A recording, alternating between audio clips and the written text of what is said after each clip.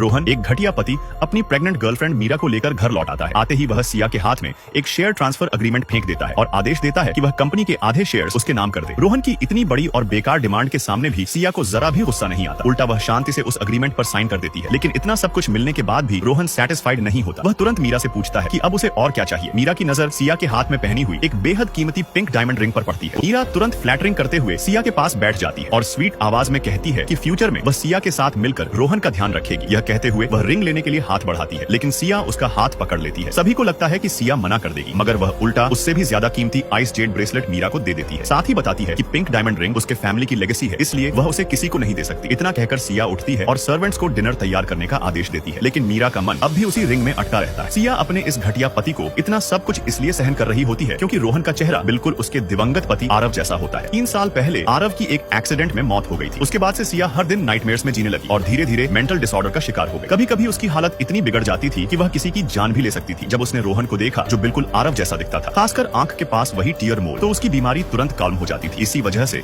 उसने रोहन को घर में रहने दिया और उसकी हर बात मानने लगी। चाहे रोहन अपनी प्रेग्नेंट एक्स लव मीरा को घर ले आए या फिर कंपनी के शेयर्स मांगे, सिया ने कभी मना नहीं किया। रोहन को लगता है कि सिया उससे जेन्युइनली प्यार करती है, जबकि सच यह था कि उन शेयर्स की उसके लिए कोई वैल्यू नहीं थी क्योंकि वह खुद एक बिलियनर थी। सब कुछ तब बदलने लगता है जब मीरा की नजर उस पिंक डायमंड रिंग पर टिक जाती है। अगली सुबह मीरा प्रेगनेंसी का ड्रामा शुरू करती है और कहती है कि उसे डॉग मीट खाना है। जैसे ही रोहन मार्केट जाने की बात करता है, मीरा कहती है कि घर में ही फ्रेश आइटम है। बिना